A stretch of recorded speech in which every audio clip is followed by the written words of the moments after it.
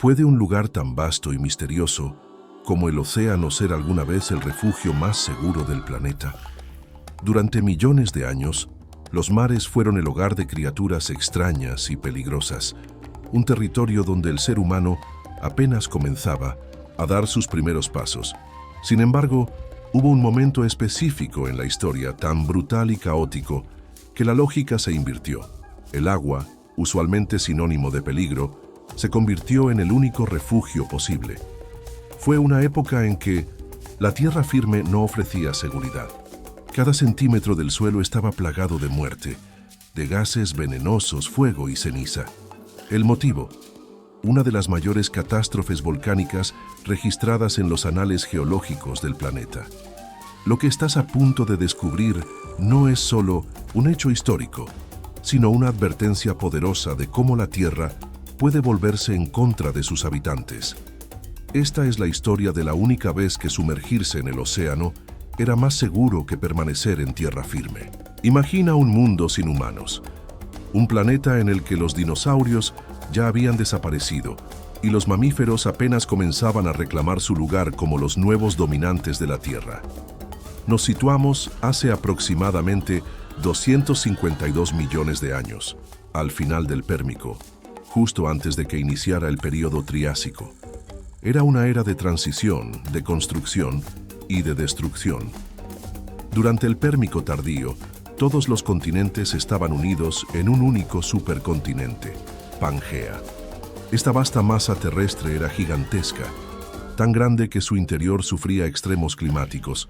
Las regiones centrales eran secas y calurosas, casi desérticas, mientras que las costas, más cercanas a los mares, podían tener condiciones más templadas. Pero no se trataba de un mundo estable. La atmósfera de entonces estaba cargada de dióxido de carbono, mucho más que en la actualidad. Las temperaturas globales eran elevadas y los polos apenas sostenían hielo. Los océanos, aunque vastos, sufrían alteraciones químicas que amenazaban la vida marina, como zonas muertas y bajos niveles de oxígeno. A pesar de estos desafíos, la biodiversidad era sorprendente. En tierra firme, enormes reptiles no dinosaurios, como los dicinodontes y los gorgonópsidos, dominaban los ecosistemas. En los mares, criaturas como los amonites, braquiópodos y trilobites prosperaban junto a diversas formas de peces y corales primitivos. Sin embargo, algo acechaba bajo la superficie. En lo profundo del planeta, una presión se acumulaba lentamente, y lo que estaba por suceder cambiaría el rumbo de la vida en la Tierra para siempre. El inicio de esta transformación comenzó en una región hoy conocida como Siberia. Allí, una grieta se abrió en la corteza terrestre y liberó una de las mayores erupciones volcánicas de la historia del planeta, las trampas siberianas. Este evento no fue una simple explosión. No fue una erupción como las que solemos imaginar. Lo que ocurrió fue una colosal liberación de lava basáltica que se extendió durante cientos de miles de años. La lava fluyó por kilómetros, formando mesetas enteras de roca fundida. Pero eso no fue lo peor. Con cada erupción, toneladas de dióxido de carbono, CO2, y dióxido de azufre, SO2, fueron liberadas a la atmósfera. El dióxido de azufre provocó lluvias ácidas, destruyendo bosques enteros y contaminando el suelo. El dióxido de carbono, por su parte, atrapó el calor del sol, acelerando el calentamiento global de manera brutal. Los océanos comenzaron a calentarse. Al hacerlo, liberaron metano atrapado en los fondos marinos, un gas de efecto invernadero mucho más potente que el CO2. Este fenómeno amplificó aún más el calentamiento, sumergiendo al planeta en un efecto dominó catastrófico. La tierra firme se convirtió en un infierno. Temperaturas extremas, lluvias tóxicas, incendios forestales masivos y cielos enrojecidos por la ceniza y el humo eran la norma. Respirar aire limpio era imposible. Las plantas morían, los suelos se volvían estériles y las cadenas alimenticias colapsaban. El impacto fue tal que comenzó lo que hoy conocemos como la Gran Mortandad, la mayor extinción masiva en la historia del planeta. Se estima que el 96% de las especies marinas y alrededor del 70% de las especies terrestres desaparecieron. Nada ni nadie estaba completamente a salvo. Y sin embargo, en medio de ese caos apocalíptico, hubo un refugio, una oportunidad de sobrevivir: el agua. En las profundidades del océano, alejadas de la radiación solar intensa, del calor extremo y de los contaminantes atmosféricos, algunas formas de vida encontraron una relativa estabilidad. Microorganismos, peces primitivos y ciertas especies de invertebrados lograron resistir las condiciones adversas, escondidos en zonas donde el oxígeno aún no se había agotado por completo. No era un paraíso. Los océanos también estaban muriendo, lentamente, pero en comparación con la Tierra, arrasada por fuego, gases y colapso ecológico, el fondo marino profundo se convirtió en un santuario. Por primera y única vez en la historia de la vida en la Tierra, el mar fue el único lugar donde seguir respirando. Era todavía posible. Era el principio del fin para miles de especies y el oscuro preludio para un nuevo comienzo. Antes del desastre, la Tierra era un ecosistema vibrante. En los bosques secos y planicies de Pangea, los dicinodontes, unos herbívoros robustos de cuerpo voluminoso y pico parecido al de una tortuga, pastaban en manadas. Con patas cortas y fuertes, eran lentos pero eficientes, adaptados a comer plantas duras y escasas. Su éxito los había convertido en uno de los grupos más diversos del Pérmico. Junto a ellos caminaban los temibles gorgonópsidos, los principales depredadores del período. Con enormes colmillos parecidos a los de un tigre dientes de sable, estos carnívoros de sangre fría podían alcanzar tamaños impresionantes, cazando con eficacia cualquier presa que se les cruzara. Su mirada, probablemente penetrante y fija, era una constante amenaza sobre la tierra firme. En los cielos no había aves aún, pero insectos gigantes como libélulas de alas extensas y escarabajos acorazados zumbaban entre los helechos y coníferas primitivas. En el suelo, pequeños tetrápodos, ancestros lejanos de los reptiles y mamíferos actuales, se arrastraban entre las hojas secas y los troncos caídos. En el mar, la historia era distinta. Los océanos eran un vasto laboratorio de evolución, repletos de formas de vida extrañas. Amonites y nautiloides navegaban con sus conchas espiraladas, mientras que los crinoideos, parientes lejanos de las estrellas de mar, se balanceaban suavemente anclados al fondo marino, como flores submarinas. Peces óseos primitivos y tiburones cartilaginosos dominaban la cadena alimenticia.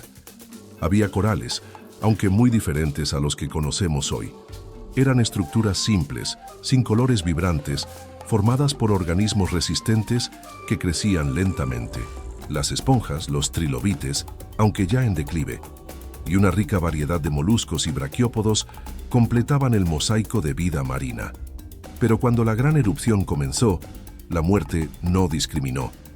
Los primeros en sentir el impacto fueron los habitantes de la superficie terrestre.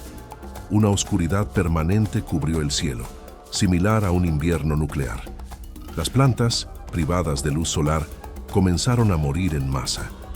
Sin vegetación, los dicinodontes colapsaron, y sin ellos, los gorgonópsidos se extinguieron poco después, en un cruel encadenamiento de desapariciones. En este escenario, la competencia y la brutalidad no eran suficientes para sobrevivir. Los más feroces no eran necesariamente los más aptos. La velocidad o la fuerza no podían proteger a nadie del aire venenoso ni de la lluvia ácida. Muchos de los animales terrestres murieron asfixiados, envenenados o simplemente de hambre. En el océano, la tragedia fue más lenta pero igual de inevitable.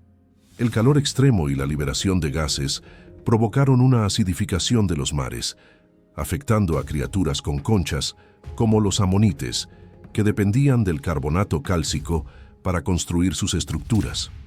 A medida que el agua se volvía más ácida, sus conchas se disolvían, dejándolos vulnerables.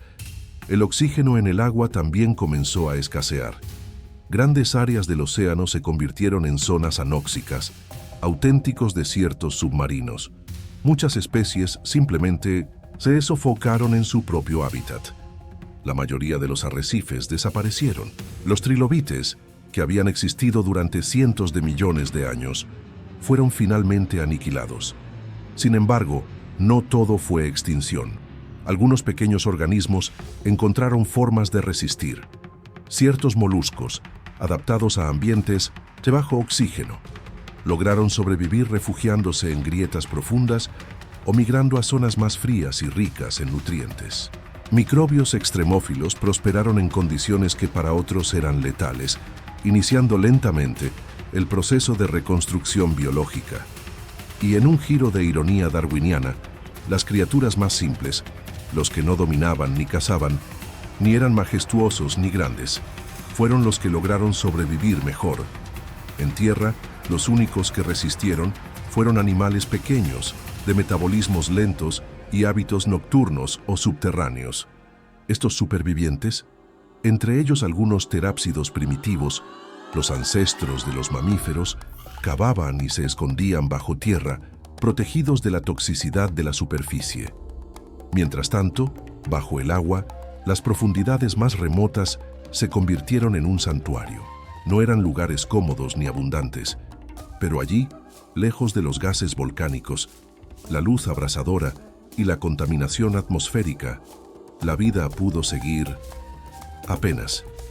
Este momento marcó un antes y un después. La vida que conocíamos había sido arrasada, y solo los más humildes, los más adaptables, lograron mantener la llama encendida. Era la reconstrucción del mundo desde los escombros, y aunque lo peor aún no había terminado, las semillas del futuro comenzaban a germinar. Bajo el agua. Cuando todo a tu alrededor muere, no se trata de ser fuerte ni veloz, se trata de resistir. El planeta estaba roto, un paisaje devastado por el calor abrasador, por lluvias tóxicas, incendios sin fin y océanos ácidos. Pero incluso en medio del colapso, algunos seres vivos descubrieron cómo aferrarse a la existencia. ¿Cómo lo lograron? Con estrategias que parecerían, a simple vista, insignificantes, pero que salvaron linajes enteros. Empecemos bajo el mar. En un mundo donde el oxígeno se estaba extinguiendo, muchas especies simplemente no podían sobrevivir. Pero algunos organismos ya estaban preparados para ambientes extremos. Las bacterias, anaerobias, que no necesitaban oxígeno para vivir, prosperaron en estos océanos muertos. Eran microscópicas, invisibles, pero esenciales. Estas bacterias se convirtieron en las nuevas arquitectas de la vida, capaces de procesar compuestos químicos tóxicos y transformar hábitats inhabitables en pequeños oasis. Ciertos peces primitivos también se adaptaron. Algunos desarrollaron metabolismo lento, moviéndose lo menos posible para conservar energía y oxígeno. Otros buscaron refugio en aguas más profundas, donde la acidez era menor y la temperatura más estable. Los que pudieron migrar lo hicieron, los que no desaparecieron. Entre los moluscos, solo unas pocas especies lograron resistir. Aquellos con conchas más delgadas o con la capacidad de retraerse completamente en el sedimento, sobrevivieron al ambiente corrosivo. Sus descendientes evolucionarían millones de años después en formas más complejas, marcando el inicio de una nueva rama de la vida marina. Una de las adaptaciones más sorprendentes fue la formación de cápsulas de resistencia. Algunos microorganismos y pequeñas formas de vida marina lograban encerrarse dentro de estructuras duras o gelatinosas durante las condiciones más adversas, entrando en una especie de hibernación. Cuando el entorno se estabilizaba, despertaban y continuaban su ciclo de vida. En tierra, el panorama era aún más cruel. Los grandes reptiles perecieron casi por completo. Pero los pequeños terápsidos, unos reptiles con características mamalianas, tenían una ventaja evolutiva inesperada. La madriguera, vivir bajo tierra, los protegió del calor insoportable, del humo tóxico y de las lluvias ácidas. Estos animales de tamaño similar a una comadreja o un tejón se alimentaban de insectos o raíces, y su metabolismo bajo les permitió soportar largos periodos sin alimento.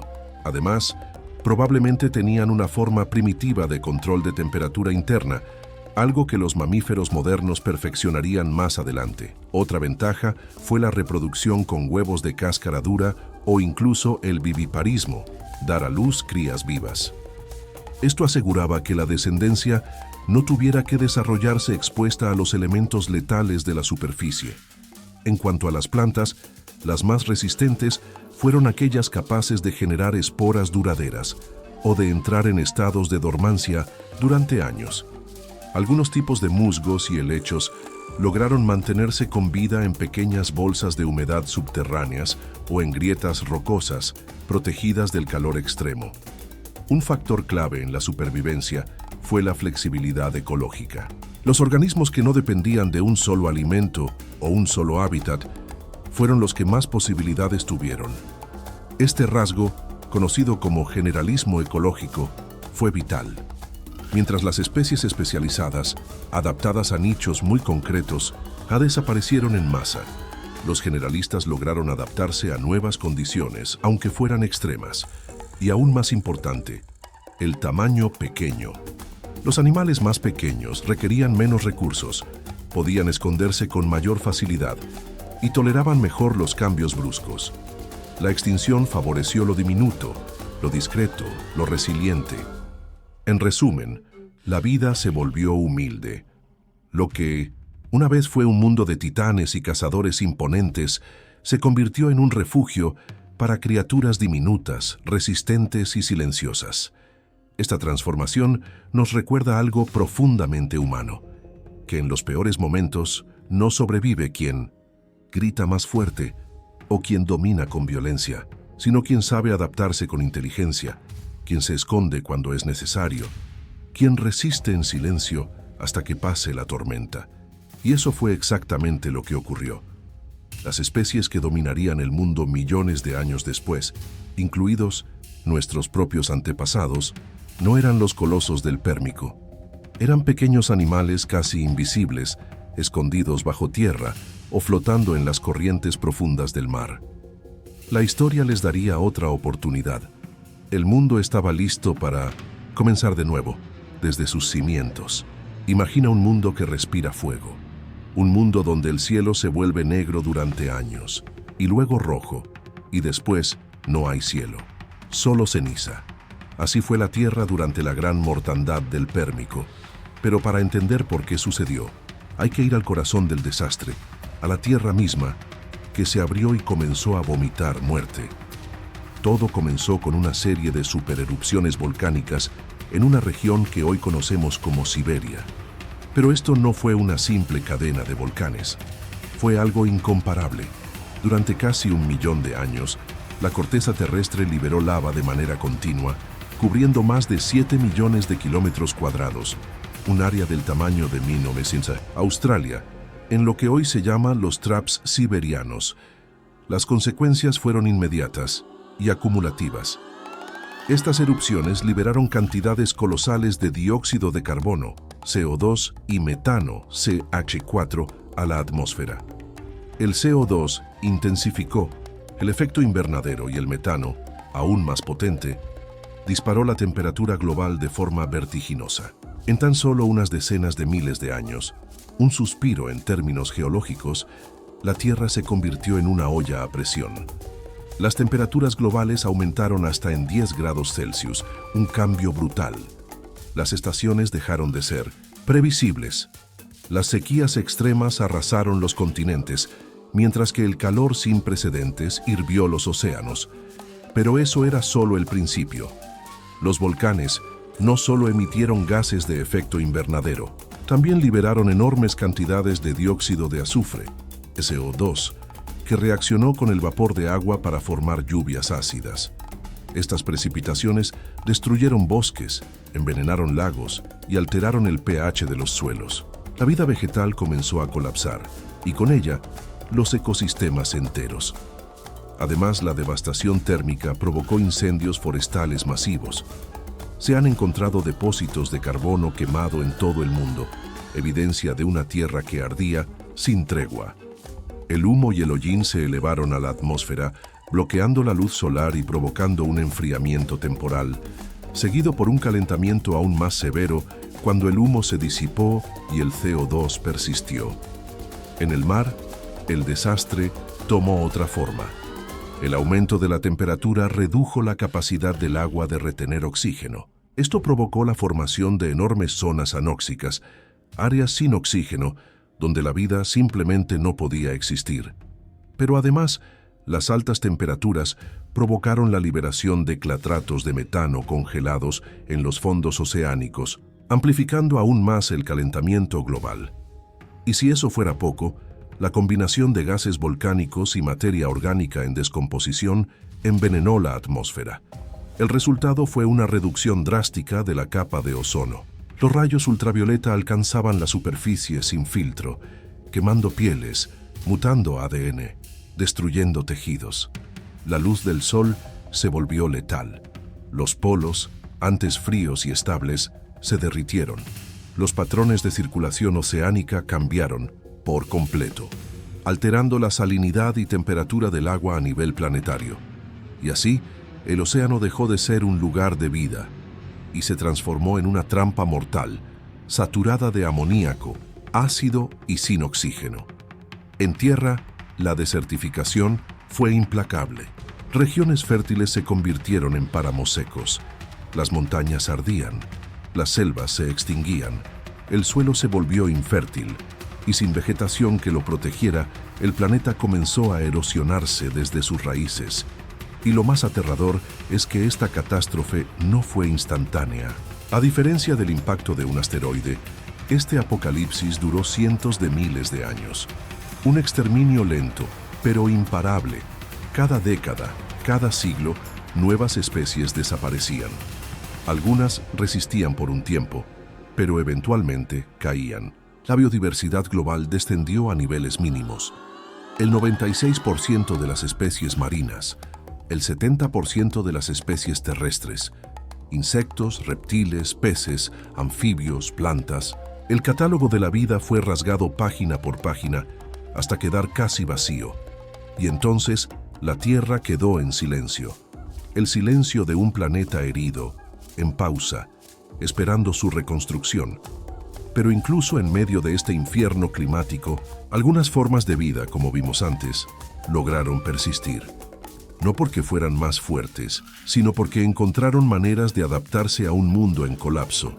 Sin embargo, esta recuperación no sería rápida. El planeta necesitaría millones de años para volver a levantarse. Los mares para recobrar su oxígeno, la atmósfera para limpiar su veneno y la vida para reinventarse desde sus formas más simples. El peor capítulo de la historia del planeta acababa de escribirse, pero el siguiente comenzaría con un susurro, y ese susurro venía del agua. Es difícil imaginar lo que significa perder casi toda la vida del planeta.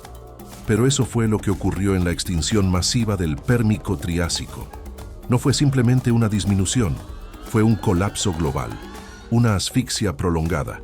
Y aunque ya hemos visto los horrores naturales que desataron esta catástrofe, falta entender cómo se extinguió la vida, cómo se rompió el equilibrio que había sostenido durante cientos de millones de años. Primero cayó el mar, los océanos, otrora cuna de una diversidad impresionante, se volvieron inhabitables. La temperatura del agua subió más allá del umbral de tolerancia para casi todos los organismos marinos complejos. Los arrecifes de esponjas, corales primitivos y briozoos colapsaron por completo. Las zonas muertas, carentes de oxígeno, se expandieron desde las profundidades hasta las zonas costeras. Incluso el plancton, base de toda la cadena alimentaria marina, desapareció en su mayoría. Sin fitoplancton no había oxígeno nuevo.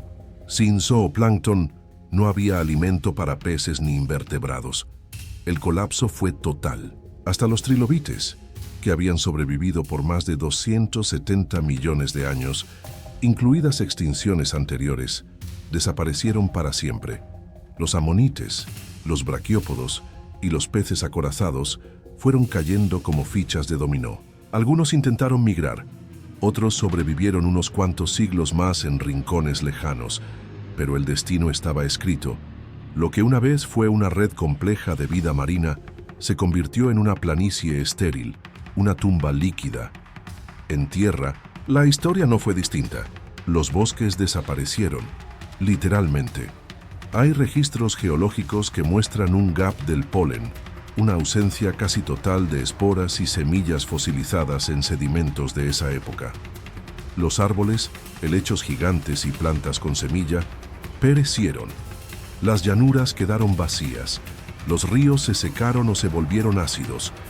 Los animales herbívoros, al quedarse sin alimento, murieron en masa, y con ellos, los carnívoros.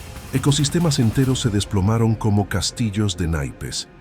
Los gorgonópsidos, depredadores dominantes del Pérmico, fueron de los primeros en desaparecer. Estos reptiles con apariencia feroz, colmillos similares a los de un tigre y poderosos cuerpos, fueron víctimas de su especialización. Eran cazadores de presas que ya no existían. Sin su sustento, cayeron rápidamente en la extinción. Los dicinodontes, herbívoros robustos, algunos del tamaño de un rinoceronte, tampoco sobrevivieron. Incluso grupos más pequeños y adaptables vieron sus números desplomarse. De todos los grandes vertebrados terrestres del Pérmico, menos del 10% sobrevivió al evento. Lo mismo ocurrió con los insectos. Aunque muchas personas no los consideren, los insectos forman la columna invisible de los ecosistemas terrestres. Durante esta extinción, las especies de insectos se redujeron de forma dramática.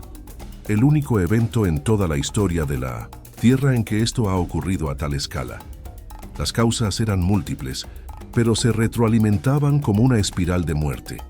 Calor insoportable, falta de oxígeno, suelos infértiles, contaminación del aire, lluvias ácidas, desaparición de hábitats, pérdida de alimento y el aumento de enfermedades y mutaciones genéticas provocadas por la radiación ultravioleta.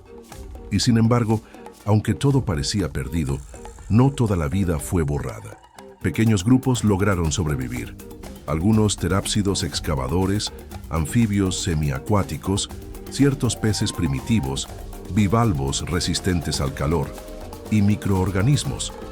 Los científicos aún debaten exactamente por qué algunas especies lograron cruzar este umbral de extinción. Pero hay factores en común: pequeños tamaños corporales, metabolismo lento, capacidad de entrar en estados de letargo, reproducción rápida y, sobre todo, una enorme flexibilidad ecológica. Especies que podían alimentarse de varias fuentes, soportar cambios abruptos de hábitat y refugiarse en nichos extremos. Y aquí ocurre algo curioso. A pesar de que el planeta entero estaba colapsando, el agua, en ciertos lugares, se volvió más segura que la Tierra. En el fondo del océano, donde las temperaturas eran más estables, algunos microecosistemas lograron persistir. Fuentes hidrotermales, por ejemplo, albergaban bacterias quimiosintéticas que no dependían de la luz solar. Estas colonias se convirtieron en burbujas de vida mientras la superficie ardía. En cuevas marinas o lagunas profundas, alejadas de las costas, algunas especies encontraron refugio del calor y los contaminantes. La tierra expuesta y vulnerable era más peligrosa. No había sombra, no había vegetación. El sol quemaba. Los vientos arrastraban polvo tóxico. Era un horno abierto. Por primera vez en la historia del planeta, el agua, normalmente más inestable, ofrecía un respiro. No en todas partes, pero sí en algunos lugares clave. Y ese pequeño margen hizo la diferencia. La extinción del Pérmico-Triásico duró entre 60.000 y 100.000 años en su fase más crítica. Algunos estudios la extienden a 300.000. La recuperación fue mucho más lenta. La Tierra tardó más de 10 millones de años en recobrar niveles mínimos de biodiversidad, pero lo logró. Y fue gracias a aquellos pocos que sobrevivieron. Aquellos que encontraron una madriguera bajo tierra, un charco protegido del calor, una grieta oceánica donde respirar. Esos supervivientes marcarían el inicio de una nueva era, el Triásico, y con él, la evolución de los primeros dinosaurios, y más adelante, de nosotros. La Tierra ya ha enfrentado el fin del mundo, y ha sobrevivido. Pero no sin cicatrices. La extinción del Pérmico-Triásico nos recuerda que incluso lo aparentemente invencible, como un planeta lleno de vida, puede desmoronarse por una cadena de desequilibrios. Hoy los volcanes no rugen como antes, pero las emisiones humanas de dióxido de carbono superan en velocidad a las del Pérmico. Estamos alterando la química de los océanos, calentando la atmósfera, erosionando bosques, desplazando especies. ¿Hemos aprendido algo? En aquella época, el agua salvó la vida. Hoy, nosotros podemos salvarla. El planeta no necesita que lo rescatemos. La vida volverá eventualmente. La pregunta es, ¿estaremos nosotros allí para verla? La historia ya nos mostró lo que ocurre cuando cruzamos ciertos límites. Tal vez esta vez podamos escribir un final distinto.